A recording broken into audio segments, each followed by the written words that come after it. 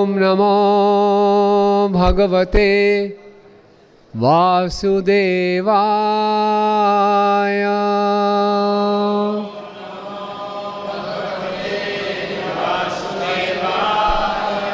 नारायणं नमस्कृत्यं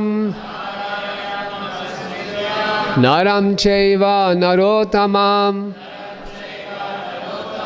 देवीं सरस्वतीं व्यासं ततो जयमुदीरयेत्। नष्टप्रायेषु अभद्रेषु नित्यं भागवत सेवया भगवती उत्तम श्लोके भक्तिर्भवति नैष्ठिकी। ॐ अज्ञानतिमिरन्धस्य ज्ञानाञ्जनशलाकया चक्षुरुन्मीलितं येन तस्मै श्रीगुरुवे नमः। श्रीचैतन्यमनोभीष्टं स्थापितं येन भूतले स्वयं रूप कदा मह्यं ददाति स्वपदान्तिकं। वन्देऽहं श्रीगुरो श्रीयुतपदकमलं श्रीगुरून् वैष्णवांश्च श्रीरूपं साग्रजातं सहगण रघुनाथान्वितं तं सजीवं साद्वैतं सावधूतं परिजनसहितं कृष्णचैतन्यदेवं श्रीराधाकृष्णपादान् सहगण ललिता श्रीविशाखान्वितांश्च। हे कृष्णा करुणा सिंधु दीनबंधु जगत्पते गोपेश गोपिकाकांत राधाकांत नमस्तुते। तप्त कांचन गौरांगी राधे वृंदावनेश्वरी वृषभानुसुते देवी प्रणमामि हरिप्रिये। वाञ्छाकल्पतरुभ्यश्च कृपा सिन्धुभ्येव च पतितानां पावनेभ्यो वैष्णवेभ्यो नमो नमः। जय श्री कृष्ण चैतन्य प्रभु नित्यानंद श्री अद्वैत गदाधर श्रीवासादि गौरभक्तवृंद। हरे कृष्णा कृष्णा कृष्णा हरे हरे, हरे राम राम राम हरे हरे। नमो विष्णुपादाय कृष्ण पृष्ठाय भूतले श्रीमते भक्ति वेदांत स्वामी निति नामिने। नमस्ते सारस्वते देवे गौरवाणी प्रचारिणे निर्विशेष शून्यवादे पाश्चात्य देश तारिणे। हरे कृष्णा। तो मुझे बहुत प्रसन्नता हो रही है इस उज्जैन के सुंदर मंदिर में आप सब अच्छे भक्तों के बीच में उपस्थित होके। और मेरी बहुत लालसा थी, काफ़ी वर्षों से मैं यहाँ आना चाहता था लेकिन किसी कारण से नहीं आ पा रहा था। और फिर जगत जीवन प्रभु ने मुझे संपर्क किया, इन्हें आमंत्रित किया आप सबके बिहाफ पे, तो मुझे बहुत अच्छा लगा। और कार्तिक का मास चल रहा है। कार्तिक का मास बहुत शुभ बताया गया है, आप सब जानते ही हैं कार्तिक मास की महिमा। और इस मास में विशेषकर भागवतम श्रवण की महिमा और सुंदर ढंग से बताई गई है। तो जब इन्होंने मुझे संपर्क किया तो मैंने कहा ये बहुत अच्छा मौका है, दामोदर मास है तो दामोदर लीला पे कुछ चर्चा की जाए। तो मैं धन्यवाद देना चाहूँगा आप सब भक्तों का कि मुझे मौका मिला। तो इसी बहाने मैंने दामोदर लीला को ध्यान से पढ़ा सुना तो कुछ मैंने तैयारी की, इससे मेरा भी शुद्धिकरण हो रहा। और मैं प्रार्थना करूंगा कि आप सबके लिए भी हितकारी हो, आनंददायक हो और हम यशोदा दामोदर जी को अपने इस प्रयास से प्रसन्न कर सके। हरे कृष्णा। यशोदा दामोदर भगवान की जय। तो वैसे तो भगवान ने बहुत सुंदर सुंदर लीलाएं की हैं। भगवान के धाम को अखंड उत्सव कहा जाता है, वहाँ पे हर क्षण एक उत्सव है। लेकिन कार्तिक का मास बहुत विशेष है। कार्तिक का मास श्रीमती राधा रानी का मास है और इसमें भगवान प्रचुर मात्रा में कृपा को बांटते हैं। और ये मास विशेषकर प्रसिद्ध है इस दामोदर लीला के कारण भी। वैसे तो हर एक मास के अधिष्ठाता देव होते हैं। चैतन्य महाप्रभु चैतन्य चरितामृत में सनातन गोस्वामी पाद को शिक्षा देते हुए बताते हैं कि 12 मास हैं और हर एक मास के अलग अलग अधिष्ठाता देव हैं। तो ये दामोदर मास हैं जिनके अधिष्ठाता भगवान दामोदर हैं। और दामोदर नाम इसलिए भी पड़ा कि यशोदा मैया ने भगवान को अपने प्रेम की रस्सी से बांधा। वैसे तो भगवान की बहुत लीलाएं हैं, जैसे नरसिंह भगवान जी की लीला है तो हम नरसिंह चतुर्दशी एक दिन मनाते हैं, रामनवमी है तो हम एक दिन मनाएंगे। ये अलग बात है कि कुछ दिन पहले हम कथा रख लें। जन्माष्टमी जन्म उत्सव भगवान का एक दिन मनाते हैं, लेकिन भगवान की एकमात्र ऐसी लीला है जो पूरा महीने मनाया जाती है। पूरा महीने एक उत्सव है यशोदा दामोदर के नाम से।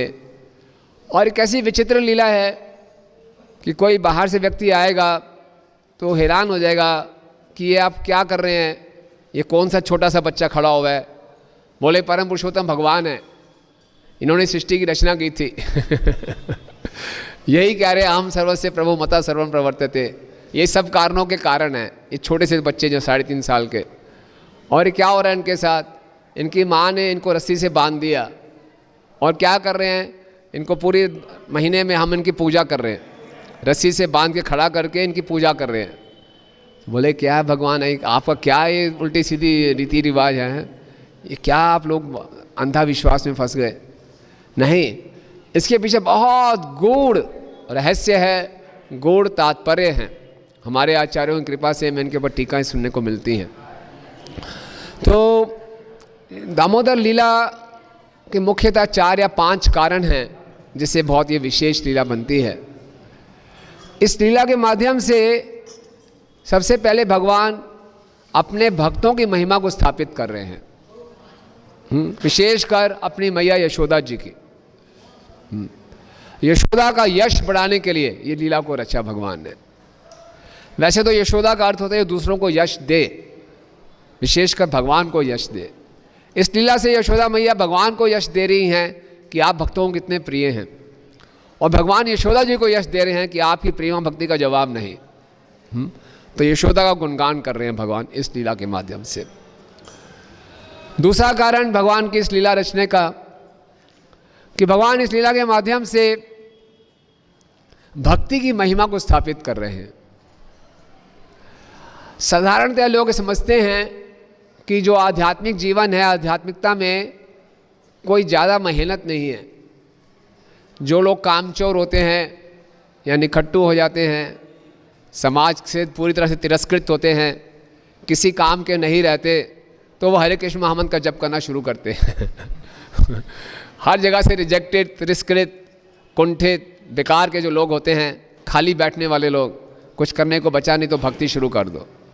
नहीं, भगवान ये साबित कर रहे हैं कि भक्ति में बहुत मेहनत करनी पड़ती है।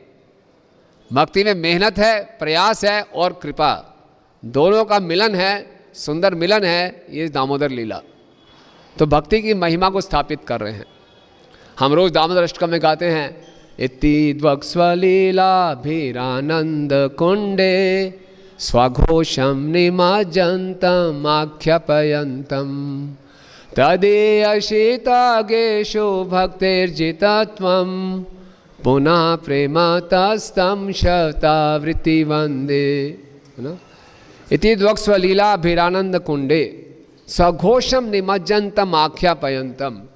भगवान खुद घोषणा कर रहे हैं, खुद एडवर्टाइजिंग कर रहे हैं। क्या सघोषम निबंतम आख्या तदीयशितेगेषु भक्तिर्जितत्वम, कि भक्ति की जीत होती है। भगवान खुद घोषणा कर रहे हैं। तो इस दामोदर लीला से भगवान घोषणा कर रहे हैं कि देखो, प्रेमा भक्ति के सामने मैं भी हार जाता हूँ, ये भक्ति की महिमा है। तो ये दूसरा कारण। तीसरा कारण भगवान इस लीला में दिखा रहे हैं कि जब शुद्ध भक्तों के मुख से कोई वचन निकलता है तो उसका कितना प्रभाव पड़ता है भगवान की मानसिकता पे। भगवान के परम प्रिय भक्त नारद मुनि जी ने नल और कुबेर को, जो कि नल मणिग्रीव और नल कुबेर को कहा, श्राप दिया कि आप जाके वृक्ष बन जाइए नंद महाराज के आंगन में और आपका उद्धार होगा भगवान के दर्शन से। इन दोनों पुत्रों की कोई भी योग्यता नहीं थी और नारद मुनि जी ने श्राप दे दिया और अहेतु की कृपा कर दी। तो भगवान ने उनके वचन को सत्य करना था, इसलिए उनका उद्धार किया। यानी कि ये दामोदर मास में भगवान के 2 विशेष भक्तों की पूरा महीना हम गुणगान करते हैं। एक है यशोदा मैया, दूसरे हैं नारद मुनि। यशोदा मैया ने अपनी प्रेमा भक्ति से भगवान के दिव्य शरीर को वश में कर लिया, रस्सी में बांध लिया, और नारद मुनि जी ने अपनी परम भक्ति से भगवान के मन को कंट्रोल कर लिया। भगवान को वो करना ही पड़ा जो कि नारद मुनि ने वचन दिए। भगवान अपने शुद्ध भक्तों के वचनों को इतनी गंभीरता से लेते हैं। नारद मुनि ने कहा तो पूरा करना ही है। तो ये तीसरा कारण। चौथा कारण, भगवान अपनी लीला से पूरे गोकुल को आनंद में डुबाना चाहते हैं, और गोकुल को ही नहीं, इसके बाद जो भी इनका श्रवण कीर्तन करते हैं वो आनंद में डूब जाते हैं। इतनी द्वक्स्व लीला भीरानंद कुंडे, सबको आनंद के कुंड में डालते हैं। ये इतनी सुंदर मधुर लीला है। तो मुख्य 4 कारण हम ढूंढ पाए दामोदर लीला के, और भी कई कारण हो सकते हैं। तो ये जो लीला है, इसकी चर्चा शुरू करने से पहले हम कुछ तत्व विचार भी करेंगे। हम जानते हैं कि भगवान श्री कृष्ण का प्राकट्य हुआ गोकुल में। गोकुल में भगवान लगभग 3.5 साल रहे, और ये दामोदर लीला भगवान की अंतिम लीला है गोकुल में। इसके बाद जब नल, कुबेर और माणिगिरि का उद्धार करते हैं, 2 अर्जुन वृक्षों को जोर से गिरा देते हैं, तो इतनी जोर का धमाका होता है कि सभी व्रजवासी मिलकर इष्ट गोष्ठी करते हैं कि हमारा छोटा सा बच्चा है, बहुत खतरे में है। कभी पूतना आ जाती है, कभी तृणाव्रत आ जाते हैं, और ये अब तो 2 पेड़ को बीच में कैसे बच गया, ये तो छोटा बच्चा, कुछ भी हो सकता था, चलो यहाँ से। तो सारे के सारे व्रजवासी कृष्ण को लेकर चले आते हैं फिर छठी कला में, वृंदावन में। तो वहाँ पर भी भगवान लगभग 3.5 साल रहे, और फिर उसके बाद भगवान चले जाते हैं नंदगांव में, और वहाँ पर ही भगवान लगभग 3 साल 8 महीने के आसपास रहे। और जब भगवान लगभग 11 वर्ष के हुए भौतिक दृष्टि से, तो अक्रूर जी आए और उनको मथुरा ले गए। तो भगवान फिर मथुरा में रहे लगभग 17 साल, और फिर भगवान चले गए द्वारका, और वहाँ रहे लगभग 96 साल। तो भगवान ने अपनी लीलाएं व्रज में की, मथुरा में की और द्वारका में की। जो भगवान द्वारका में लीला करते हैं तो उनको बोलते हैं पूर्ण कृष्ण, मथुरा में करते हैं तो पूर्णतर, और ब्रज में करते हैं तो उनको बोलते हैं पूर्णतम भगवान। और भगवान के भगवत्ता के 2 मुख्य पहलू होते हैं, एक है ऐश्वर्य, एक है माधुर्य, है ना। जैसे कि विष्णु पुराण में कहा गया है, क्या भगवान क्या परिभाषा दी है, ऐश्वर्यस्य समग्रस्य वीरस्य यशाश्री ज्ञान वैराग्यश्च शर्मगीतिंगणा, कि भगवान के 6 मुख्य ऐश्वर्य हैं, असीमित मात्रा में, असीमित संख्या में एक साथ उपस्थित होते हैं 6 ऐश्वर्य। तो ये भगवत्ता है। किसी और व्यक्ति में, जीव में ये 6 ऐश्वर्य एक साथ असीमित मात्रा में एक साथ नहीं रहते। श्री श्री राधा मदन मोहन ललिता विशाखा सखी की जय।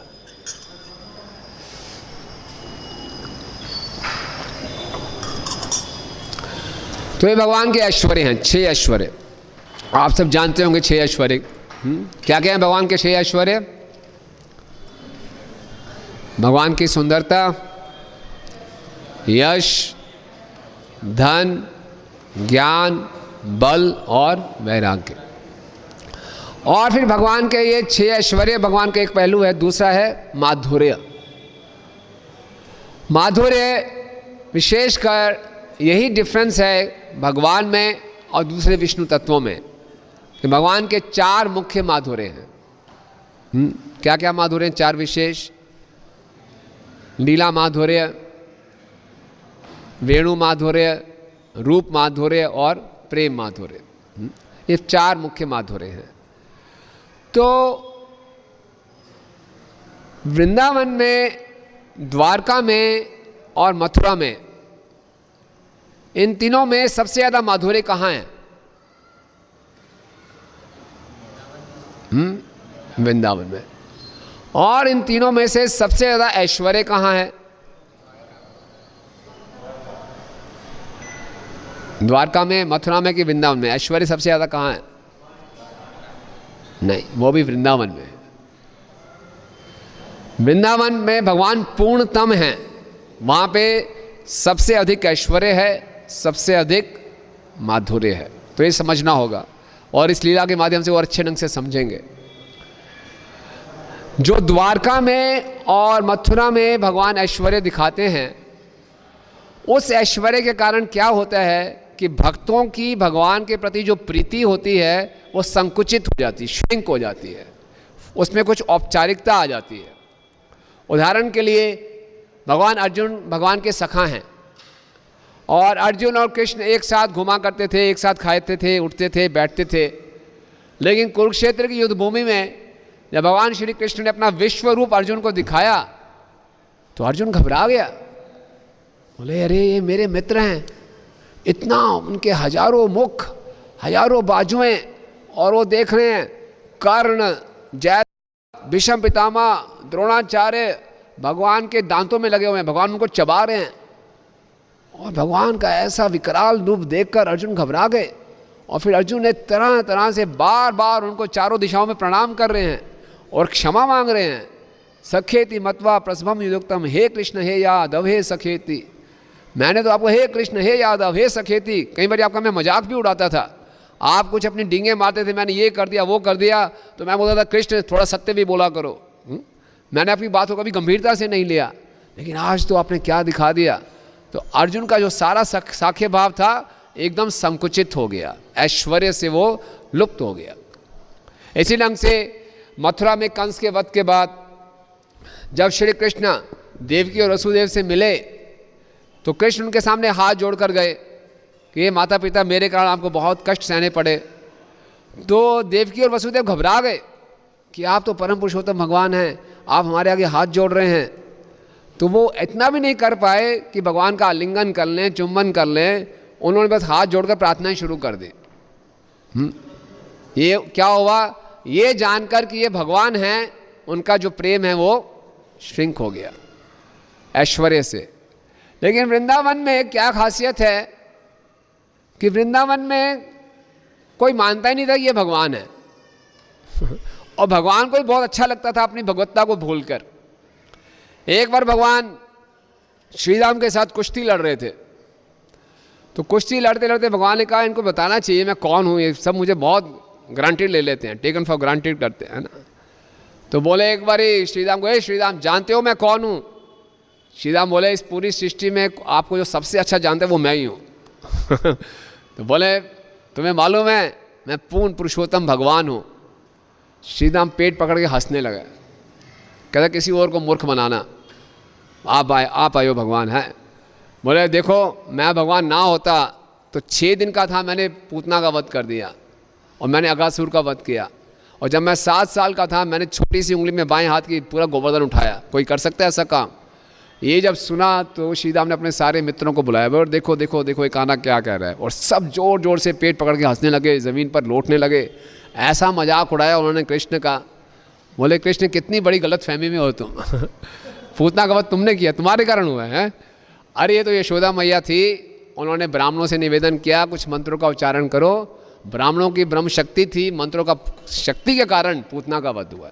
ये तुम 6 दिन के बालक क्या पूतना का वध करेगा? फिर आप बोले अगासुर का वध आपने किया है, ये बताओ अगासुर के मुख में पहले कौन घुसा, हम कि तुम? हम सब घुसे, तुम्हारे आने से ही पहले हम उसका काम तमाम कर चुके थे, तुम आगे क्रेडिट ले गए वापस फालतू में। और बोले आप क्या कह रहे हो, गोवर्धन आपने उठाया? फिर जोर से बहुत जोर से हंसे। बोले गोवर्धन को इतना बढ़िया हमने अन्नकूट खिलाया, वो इतना प्रसन्न हो गए कि हल्के हो गए रुई की तरह, वो तो अपने आप ही उड़ रहे थे हवा में, तुमने थोड़ी सी नीचे उंगली लगा दी, बोले मैंने उठा दिया। तो कुछ तो आ जाओ भाई ज़मीन पे आ जाओ। इतना भगवान का इतना ज़बरदस्त उन्होंने अपमान किया, ऐसे मजाक उड़ाया। भगवान ने ऊपर से तो क्रोध दिखाया, अंदर से बहुत प्रसन्न हुए। तो भगवान को अपनी भगवत्ता भूल के बहुत आनंद आता है। और जब भी भगवान अपना ऐश्वर्य प्रकट करते हैं वृंदावन में तो उससे भक्तों का प्रेम और बढ़ जाता है। ये व्रज के ऐश्वर्य की खासियत है, समझने का प्रयास कीजिए। द्वारका और मथुरा में जब भगवान अपना ऐश्वर्य दिखाते हैं तो भक्तों का प्रेम श्रिंक हो जाता है, संकुचित हो जाता है। लेकिन वृंदावन में जब भगवान अपना ऐश्वर्य दिखाते हैं तो भक्तों का माधुर्य और बढ़ जाता है। ये व्रज के ऐश्वर्य की खूबी है। व्रज का जो ऐश्वर्य है वो व्रज के माधुर्य के अनुगत है, उसको फॉलो करता है। जैसे कि भगवान ने बीच बीच में अपनी भगवत्ता दिखाते हैं, ब्रह्मांड घाट में भगवान ने मुख में मिट्टी डाल दी, तो सबने आगे कंप्लेंट किया बलराम जी ने कि भैया इसने फिर से मिट्टी खा ली है। तो भगवान ने बोला ये तो आपको मालूम है षड्यंत्र रचते हैं मेरे साथ, मैंने कोई मिट्टी नहीं खाई। मुंह खोला तो क्या दिखाया? पूरा ब्रह्मांड दिखा दिया। ब्रह्मांड में पृथ्वी के भी दर्शन हुए, वृंदावन के भी दर्शन हुए, यशोदा मैया के भी दर्शन हुए। तो यशोदा मैया ने जब ब्रह्मांड को देखा मुख में, तो यशोदा मैया ने क्या किया, तुरंत नारायण को याद करना शुरू कर दिया कि मेरे बेटे को ऊपर की हवा लग गई है, क्या हो गया है, पता नहीं मुंह में क्या क्या नज़र आ रहा है। और यशोदा मैया को जब परेशान देखा कृष्ण ने, तो कृष्ण की जो माधुरी शक्ति थी, कृपा शक्ति थी, उसने ऐश्वर्य शक्ति को पीछे कर दिया और फिर भगवान फिर नॉर्मल हो गए। तो इस प्रकार से भगवान जब ऐश्वर्य दिखाते भी हैं तो कोई उनको गंभीरता से लेता नहीं है। द्वारका में भगवान ने जब असुरों का वध किया तो भगवान को सुदर्शन चक्र का सहारा लेना पड़ा, लेकिन यहाँ भगवान ने छोटी अवस्था में थे, किसी अस्त्र शस्त्र का उपयोग नहीं किया, सीधा ही मार दिया। तो इस ढंग से व्रज में ऐश्वर्य सबसे अधिक है, लेकिन व्रज के ऐश्वर्य से भगवान का माधुर्य कम नहीं होता, भगवान का माधुर्य और बढ़ जाता है। तो ये मुख्य कारण थे। और ये कुछ हमने तत्व की चर्चा की कि व्रज में भगवान का ऐश्वर्य भी अधिकतम है, माधुर्य भी अधिकतम है, और भगवान को अपनी भगवत्ता भूलने में बहुत आनंद आता है। भगवान को अच्छा लगता है कि कोई मुझे ना पहचाने कि मैं भगवान हूँ और मुझे एक साधारण व्यक्ति की तरह मेरे साथ व्यवहार करे। तो जो भी भगवान की सुंदर लीलाएं हैं, इनको मुख्यतः हम 3 स्तर पे चर्चा कर सकते हैं। ये 3 स्तर होते हैं, आध्यात्मिक स्तर, अधिभौतिक स्तर और अधिदैविक स्तर। आध्यात्मिक स्तर ये है कि इस लीला से मैं अपने व्यक्तिगत जीवन के लिए क्या सीखता हूँ। अधिभौतिक स्तर है कि इस लीला से मैं दूसरों को बताने के लिए, प्रचार के लिए क्या सीखता हूँ। और अधिदैविक स्तर है कि इस लीला स्तर पे, दिव्य स्तर पे भगवान कैसे लीला का आस्वादन करते हैं। तो ये लीला तो आप सब जानते ही हैं, दामोदर लीला को, लेकिन हम थोड़ी बहुत लीला की चर्चा करेंगे। साथ साथ इसमें अधिदैविक स्तर, आध्यात्मिक और अधिभौतिक स्तर, यानी कि कुछ सिद्धांत निकालने का प्रयास करेंगे अपने जीवन में इसको उतारने के लिए। और साथ साथ में दिव्य स्तर पे तो है कि भगवान अपने भक्तों के साथ कैसे आनंद ले रहे हैं। ठीक है, तो इस ढंग से हम इस लीला के ऊपर कुछ मंथन करेंगे अगले आने वाले 3-4 दिन में। आप सब भक्तों से आशीर्वाद चाहते हैं कि इसके ऊपर कुछ हम चर्चा कर सकें अपने शुद्धिकरण के लिए और आप सबके दिव्य आनंद के लिए। तो ये भागवतम के 10वें स्कंद में 9वें अध्याय से लीला शुरू होती है।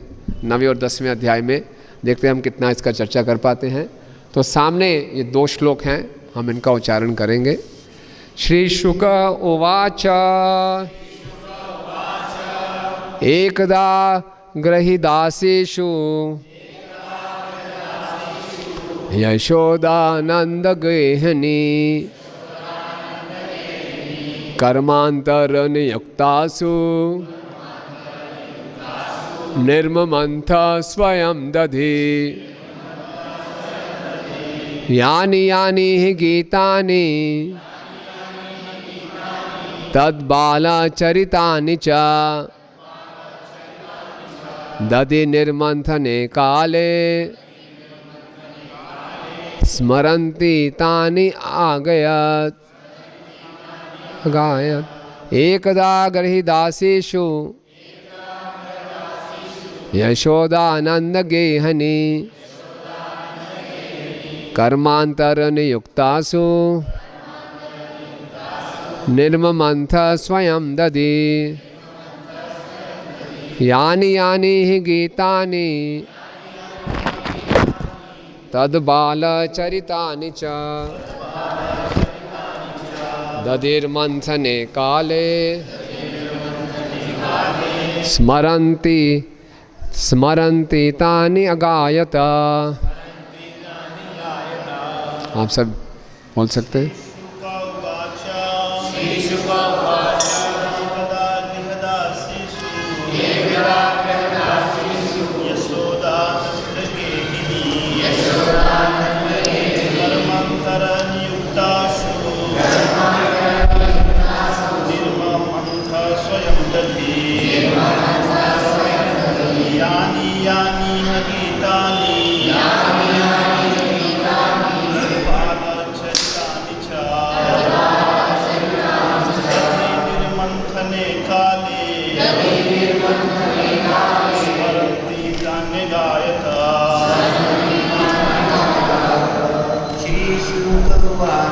श्रीशुकवाच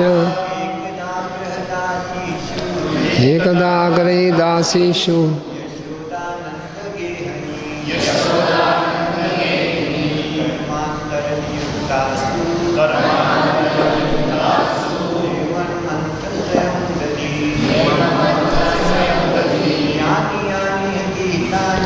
यानि यानि गीतानि तद्बालचरितानि च दधि निर्मन्थने काले स्मरन्ति तानि। माताजी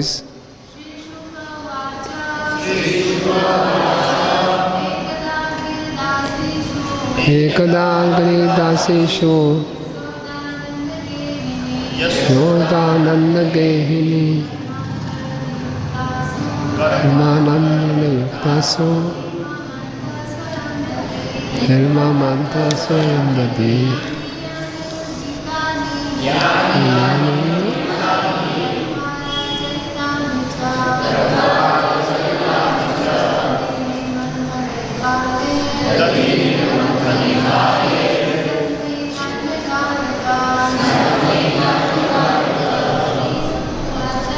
श्रीशुकवाच एकदा गृहीदासीषु यशोदानन्दगेहिनी कर्मान्तरण्ययुक्तासु निर्ममान्तः स्वयं दधि। यानि यानि गीतानि बालचरितानि च दधि निर्मन्थने काले स्मरन्ति तानि च। धन्यवाद। तो इसका अनुवाद या तात्पर्य अनुवाद पढ़ेंगे कोई अनुवाद पढ़ सकता है जोर से?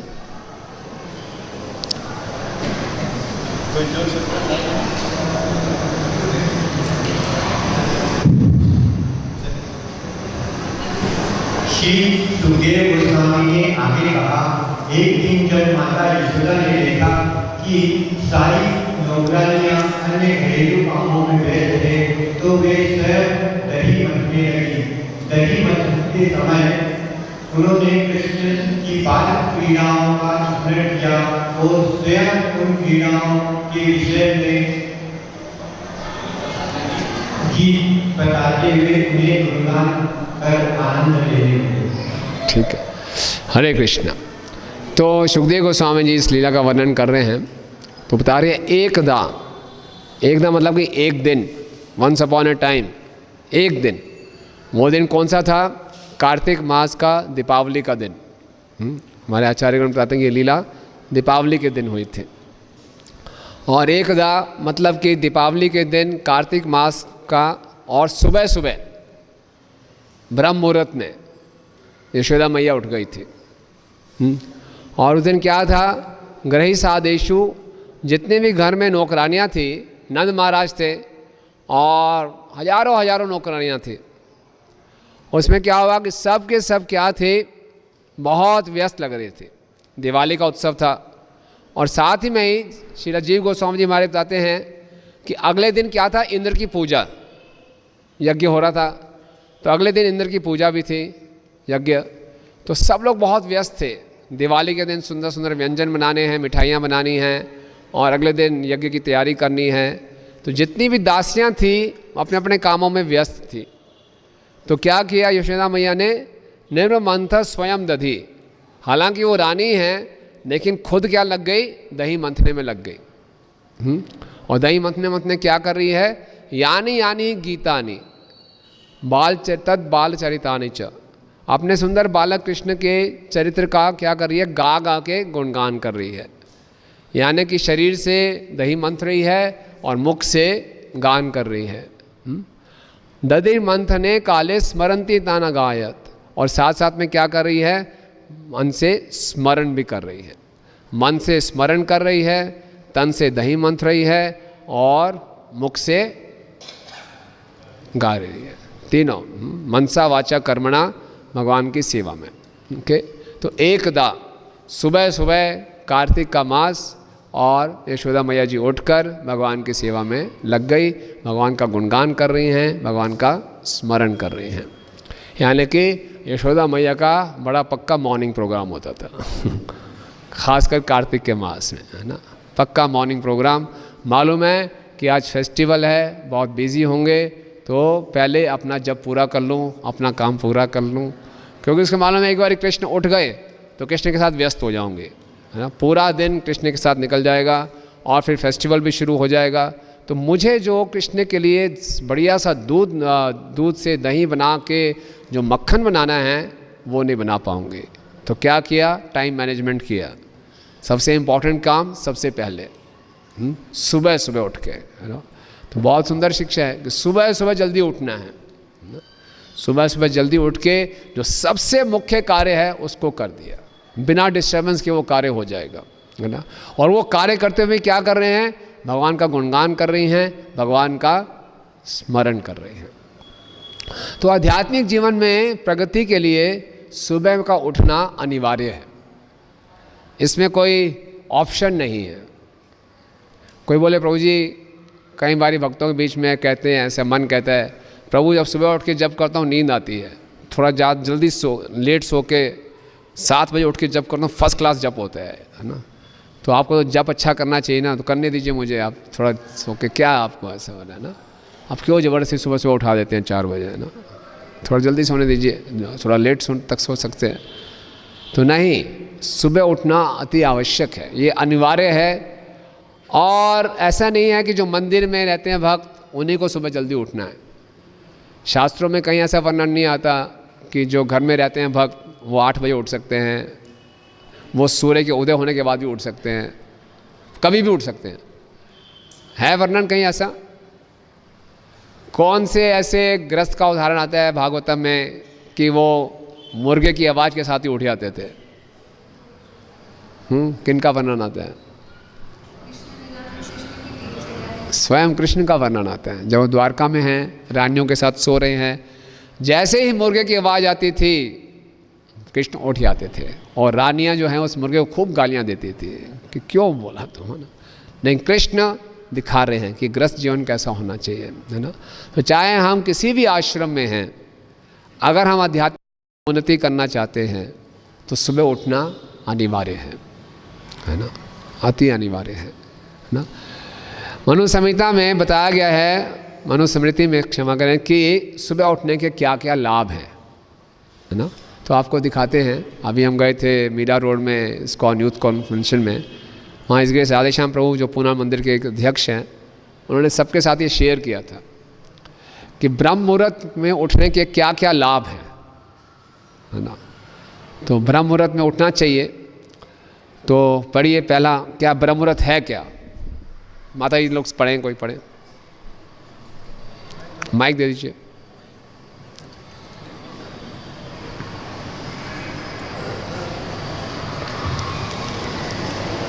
रात्रि के अंतिम प्रहर का जो तीसरा भाग है, ग्रहण अर्थात सूर्योदय से 72 मिनट पहले की काल को, उसको ब्रह्म मुहूर्त कहते हैं।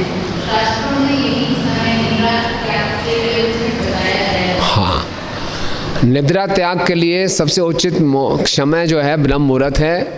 ये लगभग 4:10 से शुरू होता है, 4:58 तक चलता है ना। तो इस समय तक सबको तैयार हो जाना चाहिए, 4:10 तक, है ना। अब कुछ लोग बोलेंगे प्रभु प्रैक्टिकल बात करिए, कुछ थोड़ा नेगोशिएट करें है ना, प्रैक्टिकल होना चाहिए। हम स्टूडेंट्स हैं, हम रात को लेट सोते हैं, हम जॉब करके आते हैं, बिजनेस है, हमारी दुकान ही 10 बजे रात को बंद करते हैं, फिर सोते सोते 12 बज जाते हैं। ठीक है, ये व्यवहारिक बातें हैं। तो कोशिश कीजिए इससे पहले उठ जाएं, नहीं है तो कम से कम सूर्य उदय से पहले हम उदय हो जाएं, है ना। सूर्य उदय हो जाए हम अस्त रहें, वो ठीक नहीं है। सूर्य उदय से पहले बोले हम उदय हो चुके हों, बिस्तर छोड़ चुके हों, तैयार हो चुके हों। तो कोई पूछे प्रभु जी रविवार के दिन भी ऐसे ही करना है क्या? संडे के दिन भी ऐसा होना चाहिए कि संडे के दिन छुट्टी है? वो तो सूर्य का दिन है, वो भी छुट्टी करे, हम भी छुट्टी करें। तो संडे को भी करना है कि नहीं करना है ऐसा? हर दिन सुबह जल्दी उठना चाहिए। ओके, आप में से कितने लोगों का अनुभव है कि सुबह जल्दी उठ के कुछ लाभ होता है? सबका है? अरे वाह, वेरी गुड। क्या क्या लाभ होता है सुबह जल्दी उठने से?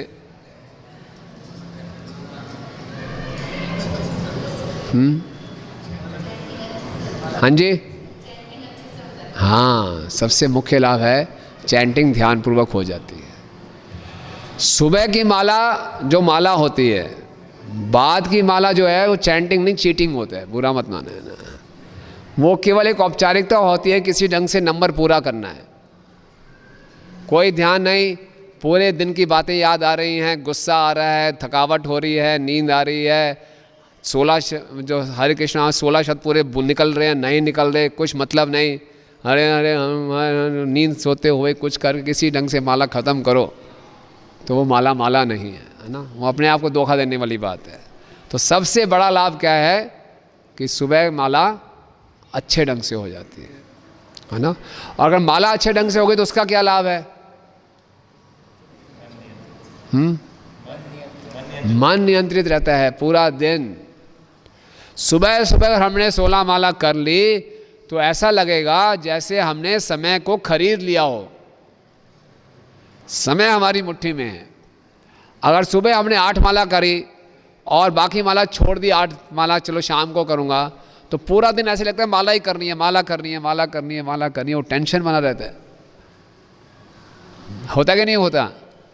और ऐसे में आपका टेंशन बना हुआ है, बीच में बच्चे आगे बोले मम्मी ये करो, पापा ये करो, पहले माला करने दो, माला मम्मी आप सारा दिन माला ही करते रहती हो, हमारा काम करो, ये करो, तो क्लेश रहता है एकदम, है ना। और प्रभु जी हैं वो ऑफिस में, कोई एक्स्ट्रा टाइम कोई और काम आ गया तो और मन खींच जाता है कि माला भी तो बची है, कब कर लूँगा माला। तो हम दूसरों पर क्रोध करते हैं, दूसरों को दोष देते हैं, लेकिन दोष हमारा है कि हमने सुबह से उठ के माला नहीं की। कई वाले वो लोग कहते हैं कि प्रभु जी आप ये बातें करना तो अच्छा है व्यास आसन में बैठ के, और आप लोग तो मंदिर में रहते हो, आप तो क्या करना है, आपने यही तो काम करना है, आप इसलिए मंदिर में आए हो, आपका और तो कुछ है नहीं, आप तो कभी भी उठ जाओ कभी भी सो जाओ, आपका क्या है, सुबह सुबह उठ के कर लिया आपने। हम लोग के पास समय नहीं होता, इतनी भाग दौड़, इतनी भाग दौड़, इतनी भाग दौड़। बिल्कुल सही बात है। तो हम लोग क्या करें, रात को माला करते करते ही 12-1 बज जाते हैं। फिर हम पता नहीं आप लोगों को क्या है, दिल्ली में ऐसे बहुत से परिवार में रहने वाले लोग हैं जिनको बहुत संघर्ष करते हैं, माला नहीं कर पाते, रात को करते हैं। तो हम उनसे बात करते हैं, देखो भैया रात को आप जाग के लेट जाग के माला ख़त्म करते हो किसी ढंग से, वो एक संघर्ष है, हम मानते हैं। और सुबह उठना भी, जल्दी उठना भी एक संघर्ष है, लेकिन कौन सा संघर्ष ज़्यादा लाभदायक है आपके लिए? सुबह जल्दी उठना, तो सुबह जल्दी उठ जाओ, संघर्ष है और अच्छा, कोई बात नहीं। और हम देखेंगे सुबह सुबह जो हमने माला कर लेंगे तो पूरा दिन हमारी चेतना कृष्णमय रहेगी। सुबह का किया हुआ जप हमारे लिए एक सुरक्षा चक्र का काम करता है, वो हमें माया के प्रभाव से बचाता है। माया बहुत प्रबल है, लेकिन अगर सुबह सुबह अच्छे ढंग से जप कर लिया तो हमारा हर कार्य भगवान की प्रसन्नता के लिए एक संकीर्तन बन जाता है। लेकिन सुबह सुबह जप नहीं किया तो सुबह सुबह का जो जप है वो हमारी चेतना को फाइन ट्यून करता है। फाइन ट्यून जानते हैं, है ना? जैसे पुराने ज़माने में रेडियो आते थे तो 2-3 स्टेशन कई बार मिक्स हो जाते थे, कहीं किसानों का प्रोग्राम चल रहा है, कहीं क्रिकेट मैच चल रहा है, दोनों मिक्स हो जाते थे और कुछ समझ में नहीं आता था क्या है, तो फिर बड़ा कारीगरी से उसको फाइन ट्यून करना पड़ता था कहीं आगे वो सुई अटकती थी तो फिर सही होता था।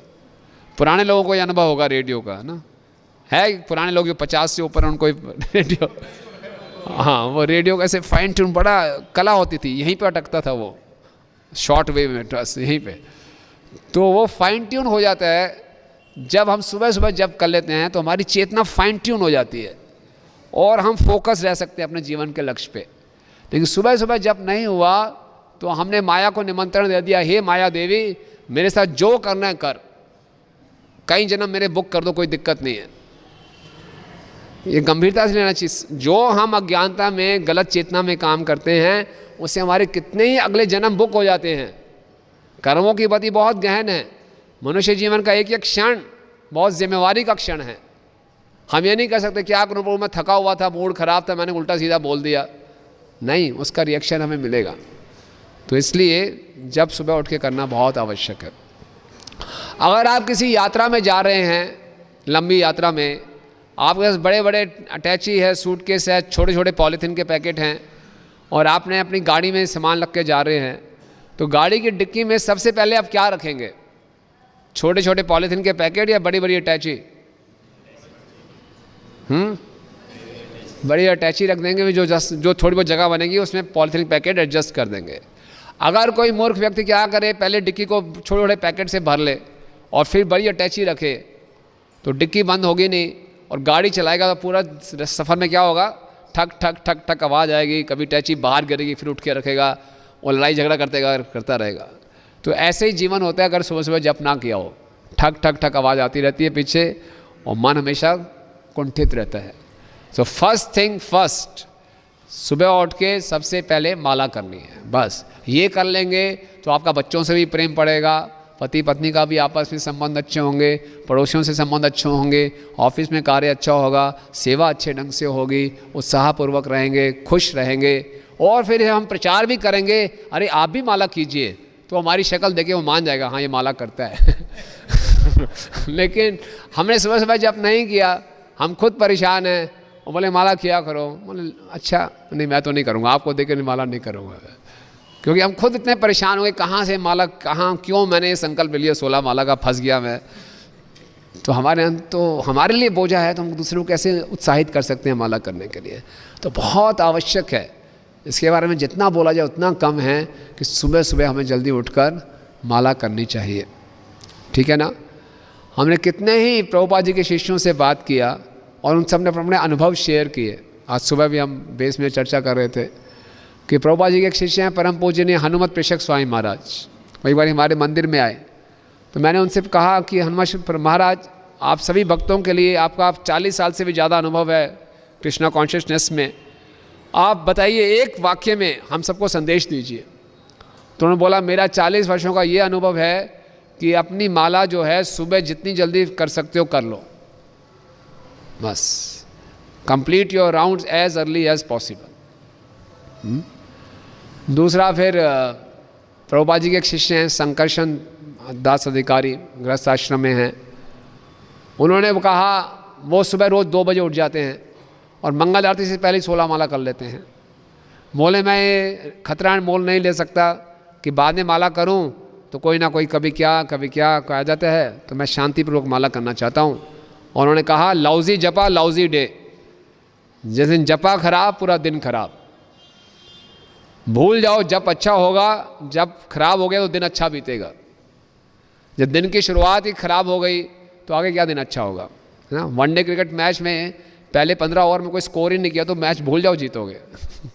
सुबह सुबह सब चीज़ें अनुकूल हैं, ब्रह्म मुहूर्त है, सतोगुण है, जो स्कोर करना है फटाफट कर लो, यही मौका है, जितनी हिटिंग कर सकते हो कर लो, इसमें बहुत सहायक है।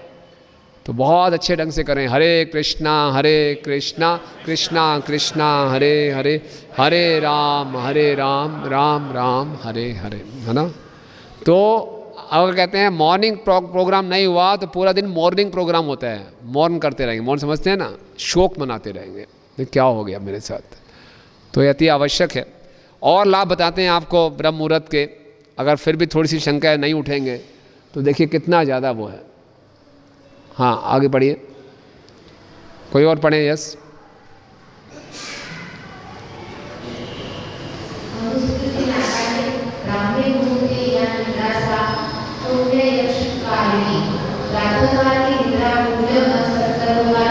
हाँ बचपन में सुनते थे ना, जो सोवत है वो खोवत है। जो सोएंगे तो क्या खोते हैं, अपने सारे पुण्य सारे सत्कर्म नाश हो जाते हैं,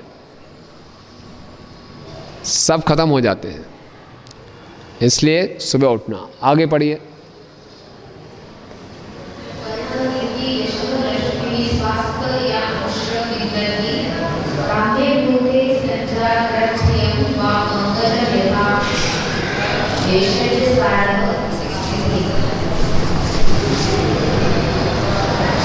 पढ़िए, अनुवाद पढ़िए। ब्रह्ममुहूर्त में उठने वाला पुरुष सौंदर्य, लक्ष्मी, स्वास्थ्य, आयु आदि वस्तुओं को प्राप्त करता है। उसका शरीर गौरव के समान सुंदर हो जाता है। और क्या चाहिए? कोई ब्यूटी पार्लर में जाने की आवश्यकता नहीं है। कमल के समान सुंदर। हमें गलत फहमी है, हमें होती है गलत फहमी, क्या? लेट उठकर मेरा शरीर सुंदर होगा, है ना। तो हमें हमेशा ये रहता है कि मैं और सोऊंगा, जितना सोऊंगा मेरा शरीर सुंदर होगा। लेकिन ब्रह्म मुहूर्त में उठने से भक्तों का शरीर कमल के समान सुंदर होता है।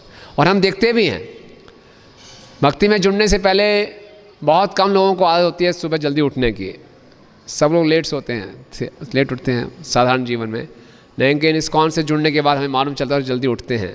और जो भक्त लोग सुबह जल्दी उठते हैं, आप देख सकते हैं उनके चेहरे पे एक अलग तेज है ना। वो वृद्ध भी हो जाएंगे, कैसे भी हों, उनके शरीर पर तेज होता है। क्यों? सुबह जल्दी उठते हैं, सुबह जल्दी उठकर ध्यानपूर्वक जप करने का प्रयास करते हैं। आगे पढ़िए प्लीज़। कोई चंद्र, राहु, केतु, मंगल, शनि सब शांत हो जाएंगे। किसी ज्योतिषी के पास जाने की आवश्यकता नहीं है, कोई नीलम मोती डालने की आवश्यकता नहीं है। क्या करना शुरू कर दें? सुबह कोई भूत प्रेत पिशाच कोई असर नहीं करेगा अगर हम ब्रह्म मुहूर्त के समय उठ के क्या करें? हरे कृष्णा कृष्णा कृष्णा हरे हरे, हरे राम राम राम हरे हरे। यस, आगे पढ़िए। कोई और पढ़े। जिस तरह गर्मी के दिनों में हमारे शरीर में गर्मी होगी, उसी प्रकार हमारे शरीर पर रखना का असर शरीर के अंदर होगा। ब्रह्म मुहूर्त हर दिन की शुरुआत है। इस समय प्राण और प्राणवायु कार्य करती है। इसी समय की तुलना गर्भवास और गर्भ सुधार आने के बीच के समय से की जाती है। हाँ, आगे पढ़िए। इसलिए गर्भ में हमारे शरीर पर जो गलत प्रभाव हुए हैं, शारीरिक या मानसिक, उसे तारने का अवसर ब्रह्म मुहूर्त में प्राप्त होता है। इसलिए कोई जेनेटिक बीमारियां या असह्य रोग ब्रह्म मुहूर्त में उठकर स्नान योग करने से ठीक हो सकता है। हाँ, जैसे बोला गया कि जो घटनाएं बाहर हो रही हैं संसार में, उसका हमारी मानसिकता पे प्रभाव पड़ता है।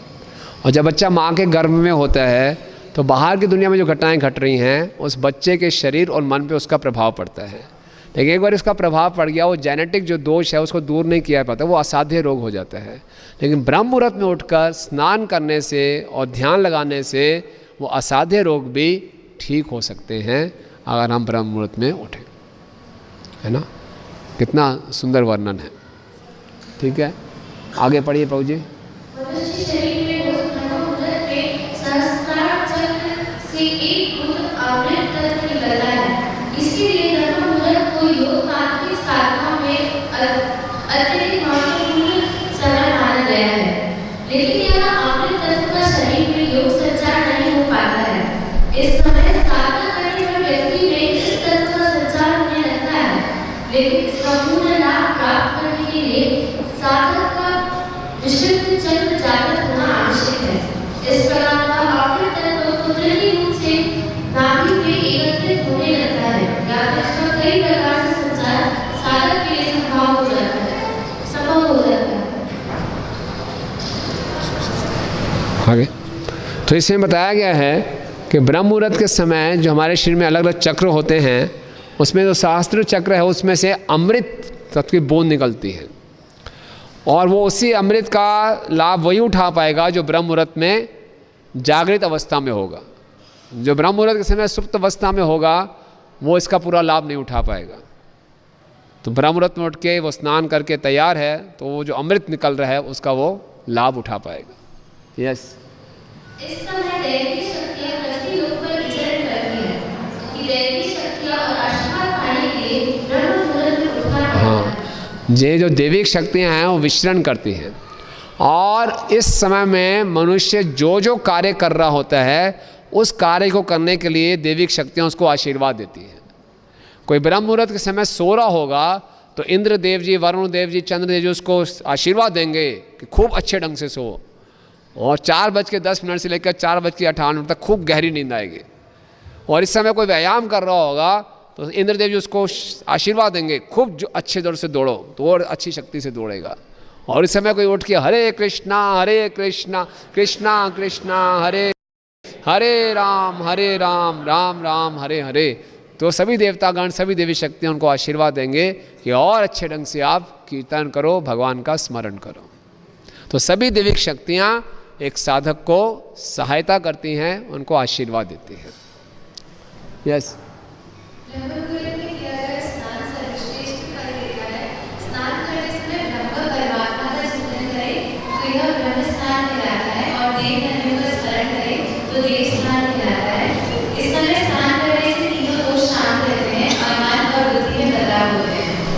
यस तो क्या करें, सुबह सुबह उठ कर स्नान करना ही ब्रह्म मुहूर्त में लाभदायक है। विशेषकर कार्तिक स्नान की तो बहुत महिमा बताई है। तो हमें सुबह उठकर स्नान करें, और स्नान करते करते हम क्या करें, कुछ श्लोकों का उच्चारण कर सकते हैं। श्लोक याद नहीं है तो भगवान के नाम का उच्चारण कर सकते हैं। तो वो स्नान जो है बाहर के स्थूल शरीर को शुद्ध करता है, लेकिन साथ साथ में भगवान का नाम लेंगे तो हमारे सूक्ष्म शरीर को भी वो शुद्ध करेगा। यस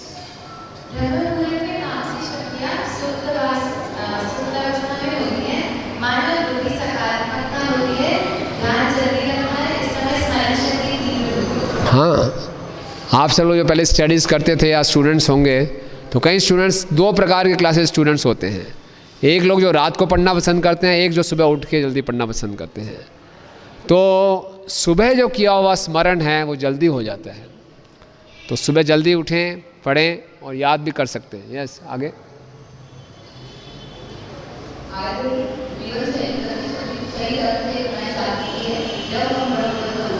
हाँ, अगर कोई आयुर्वेदिक दवाई भी ले रहा है, वो दवाई तभी असर करेगी अच्छे ढंग से अगर कोई ब्रह्म मुहूर्त में उठेगा। नेक्स्ट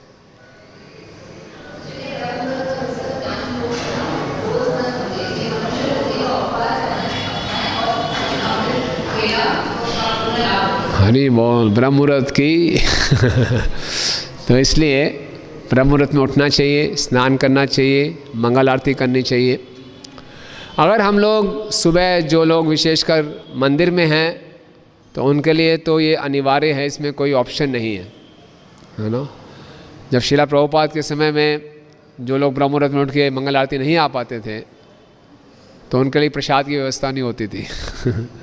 और उस समय क्या होता था कि भक्त लोग मंगल आरती से पहले ही अपनी 16 माला कर लेते थे, कि मंगल आरती के तुरंत बाद सेवाएं शुरू हो जाती थी। और जो भक्त लोग 2 बजे उठ के मंगल आरती से पहले 16 माला नहीं कर पाते थे, उनको कहा जाता है माया में आए। वो माया में, इसका कभी भी पता नहीं हो सकता है कि ये 2 बजे नहीं उठता।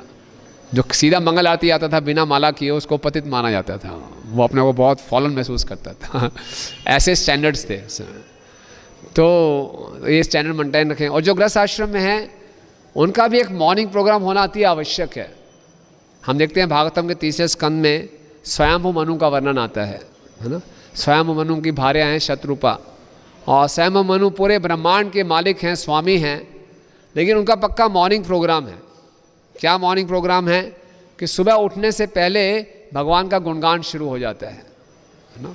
फिर उठते हैं, भगवान का गुणगान करते हैं, मंगल आरती करते हैं, और सोने से पहले भी भगवान का गुणगान करके सोते हैं। तो प्रभुपाद वहाँ लिख रहे हैं कि गृहस्थ आश्रम में रहने वाले सभी भक्तों को इस प्रकार से मॉर्निंग प्रोग्राम करना चाहिए। अगर मंदिर में आ सके मंगल आरती तो बहुत अच्छा है। मंदिर नहीं आ सकते, दूर पड़ता है मंदिर सुबह सुबह, तो घर में उठ के एक फिक्स प्रोग्राम होना चाहिए। मंदिर में तो फिक्स स्टैंडर्ड्स हम मेंटेन कर सकते हैं सुबह 4:30 बजे। घर में कई बार ठीक है, घर की अवस्था को देखते हुए कुछ फ्लेक्सिबिलिटी दी जा सकती है, लेकिन कुछ ना कुछ एक प्रोग्राम होना चाहिए कि सुबह उठें, मंदिर खोलें, भगवान की आरती करें, सुबह सुबह उठ के जप करें, भगवान को भोग लगाएं। तो उससे क्या होगा, पूरा दिन मन हमारा स्थिर रहेगा। तो यशोदा जी सुबह सुबह उठ गई कि उनको मालूम है आज फेस्टिवल है, पूरा दिन बहुत बिजी रहेगा, तो मुझे क्या करना है, कान्हा के लिए विशेष विशेष मक्खन बनाना है। और क्या कर रही हैं, हालांकि कई नौकरानियां हैं, लेकिन यशोदा मैया ने कहा ना मैं खुद बनाऊंगी। क्योंकि उसने कहा कि मेरा जो कृष्ण है, हमारे पास 9 लाख गायें हैं, फिर भी कृष्ण माखन चुराने के लिए दूसरों के घर में जाते हैं। ये रोज़ मेरे पास कोई ना कोई शिकायत आती है, या तो ये जो गोपियाँ दूसरी मेरी नौकरानी मक्खन बनाती हैं, इनको तो दूध उबालना भी नहीं आता, शायद ये दूध जला देती होंगी, आज मैं स्वयं इसके लिए मक्खन बनाऊंगी और ऐसा मक्खन बनाऊंगी कि घर से बाहर चोरी करने नहीं जाएगा। तो स्वयं, यहाँ शब्द आ रहा है निर्मंथम स्वयं दधी, कि स्वयं उन्होंने माखन बनाया, है ना। तो ये एक वैदिक संस्कृति थी कि घर में सब लोग स्वयं खुद काम करते थे। आजकल सब कुछ ऑटोमेटिक हो गया है ना, आजकल सब मिक्सीज आ गई हैं, ग्राइंडर्स आ गए हैं, मशीन्स आ गई हैं, तो बड़ी विचित्र सभ्यता कहें क्या कहें। तो हम लोग मशीनों का काम लेते हैं, हाथ पैर यहाँ नहीं चलाते, फिर जिम में जाके हाथ पैर चलाते हैं ना, नकली तरीके से हाथ पैर चलाएंगे, वैसे भाग दौड़ नहीं करेंगे, ट्रेडमिल पे भागेंगे, है ना। तो इतना कृत्रिम जीवन हो गया है ये। लेकिन उससे क्या हो रहा है, जितना हमारे को सुविधाएं मिलती जा रही हैं, उतना जो हमारा स्वास्थ्य भी खराब होता जा रहा है और हमारा मन भी खराब होता जा रहा है। क्या कहना है आप लोगों का? पुराने टाइम में आपने देखा होगा घर में चक्की भी हुआ करती थी, तो घर में चक्की भी खुद करते थे। आजकल के बच्चों ने मंथनी देखी ही नहीं होगी, देखी है मंथनी किसी ने? पर नाम भी नहीं सुना होगा, चक्की भी नहीं देखी होगी कि चक्की क्या होती है। यहाँ तो पता है, दिल्ली के बच्चों को तो ये भी नहीं पता कि दूध कहाँ से आता है।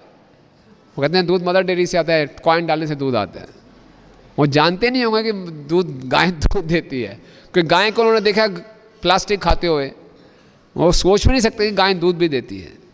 तो वो वैदिक संस्कृति थी कि मनुष्य अपने हाथ से परिश्रम करता था, और विशेषकर माँ अपने संतान के लिए वो सुबह उठकर बड़े प्रेम से दही मंथन कर रही हैं, स्वयं कर रही हैं, और साथ साथ में क्या कर रही हैं, गा रही हैं, भगवान का बाल चरित्र गाती जा रही हैं। प्रभुपाद कहते हैं कि अगर कोई चीज़ हमें याद करनी है तो क्या करें, उसको गा कर सुनाएं। कोई श्लोक भी याद करना है तो गा गा कर उसको सुनाते, तो वो श्लोक याद हो जाएगा। और वैसे भी ये गोलोक धाम का ये प्रकृति है, कथा गानम नाट्यम गमन अपि, वहाँ पे लोग जो बात भी करते हैं आपस में तो क्या करते हैं, जैसे गा रहे हों। तो यशोदा मैया गा रही हैं, साथ साथ में दही मंथ रही हैं। तो देखिए, आध्यात्मिक जगत में भी हरि नाम है और भौतिक जगत में भी हरि नाम लिया जाता है, लेकिन दोनों में अंतर है।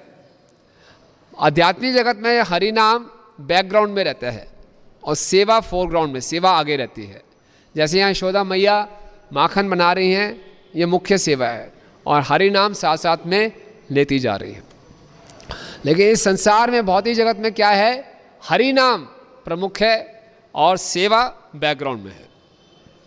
यहाँ पे हम यशोदा मैया की नकल नहीं कर सकते, ये तो बड़ा अच्छा तरीका है। हम भी क्या करेंगे, एक हाथ में माला रखेंगे, दूसरे हाथ में काम करेंगे, है ना। कई लोगों ने देखा है कि माला करते करते क्या है, साथ में व्हाट्सअप भी चेक कर रहे हैं। व्हाट्सअप जपा उसको बोलते हैं, है ना, कि माला हो रही है और साथ में देख भी रहे हैं, यूं यूं भी कर रहे हैं। तो एक भक्त से पूछा, अरे भाई ये क्या कर रहे हो? कहते हैं भगवान ने 5 उंगलियां दी हैं, पाँचों की पाँचों उंगलियां भगवान की सेवा में लगनी चाहिए, है ना। ये उंगली खाली क्यों रखें, इससे व्हाट्सअप चेक करें। तो नहीं, कहीं घर में गृहिणियाँ होती हैं, हरे कृष्णा करते हुए बाएं हाथ से झाड़ू भी लगा रही है ना। बोले यशोदा मैया दही मनते मनते भगवान का नाम लेती थी, मैं भी घर का काम करते करते जप करूँगी। नहीं, ये आध्यात्मिक जगत में जब जाएंगे तो अलाउड है। यशोदा मैया जी के लिए कोई नियम नहीं था 16 माला का जप करना है।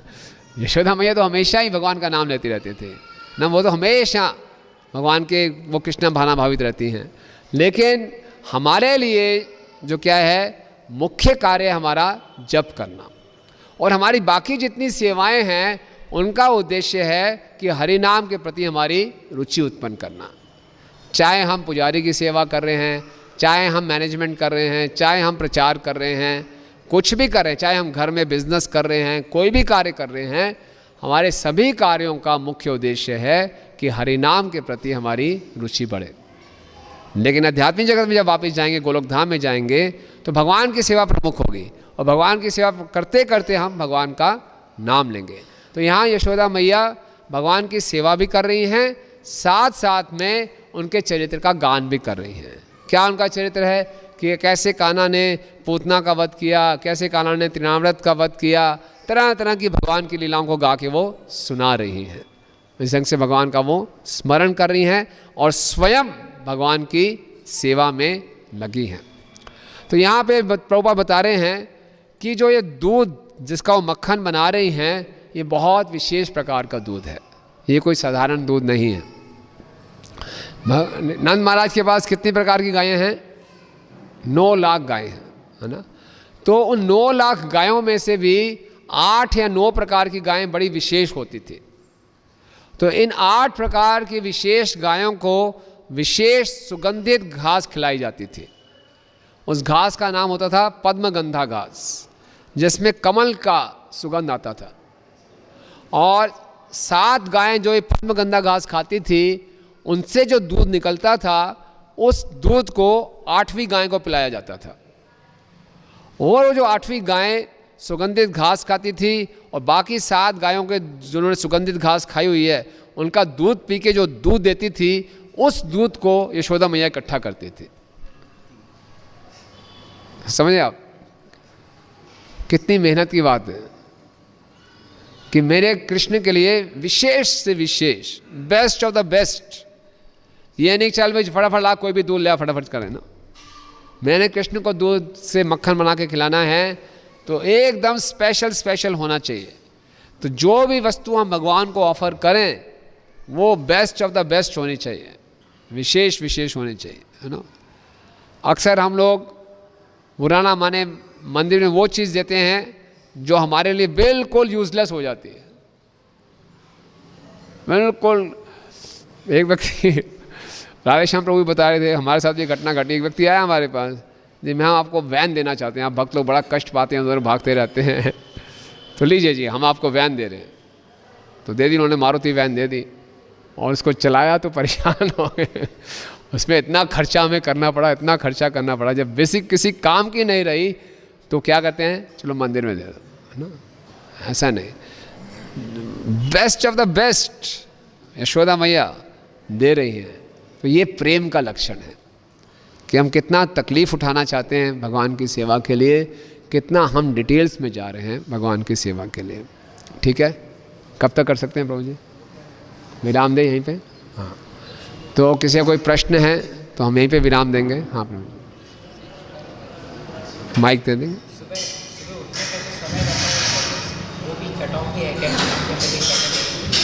हाँ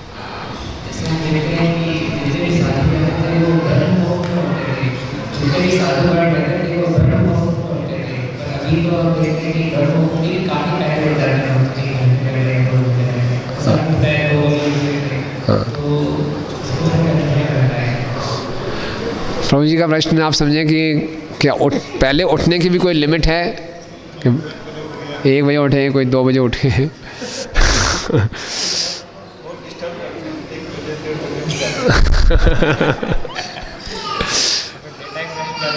हाँ तो कुछ वक्त है, डे टाइम में 4 घंटे सोएंगे लेकिन सुबह 1:30 बजे उठ जाएंगे, दिखाने के लिए बहुत तपस्वी हैं, तो ठीक नहीं है। तो हम जब सब लोग इकट्ठे रहते हैं तो एक दूसरे के आराम का भी हमें ध्यान देना चाहिए। तो ये व्यक्ति विशेष पर निर्भर करता है। हमारी कोई ऐसी विशेष सेवा है, कोई पुस्तक लिख रहा है, प्रभुपाद की तरह प्रभुपाद 1 बजे उठ के पुस्तक लिखा करते थे, अनुवाद किया करते थे, ऐसी कोई विशेष सेवा तो हम उठ सकते हैं। अन्यथा ऐसा हम सिस्टम बनाएं जो वो आजीवन इसका पालन कर सके, है ना। और ऐसा नहीं है कि फिर हम दिन में ज़्यादा सोएं, नहीं। अगर दिन में आराम करने की आवश्यकता है तो आधा पौना घंटा विश्राम कर सकते हैं ज़्यादा से ज़्यादा, लेकिन हम सेवा में लगे रहें, मुख्य उद्देश्य ये है। तो ऐसा कोई लिमिट नहीं है, लेकिन व्यवहारिक होते हुए कि दूसरों को तकलीफ़ ना हो, इस ढंग से हमें देखना चाहिए। और किसी का कोई पूछ लीजिए।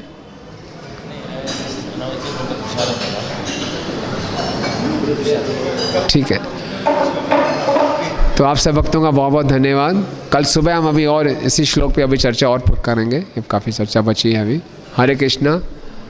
ग्रंथराज श्रीमद् भागवतम की, यशोदा दामोदर भगवान की, गौर प्रेमानंद।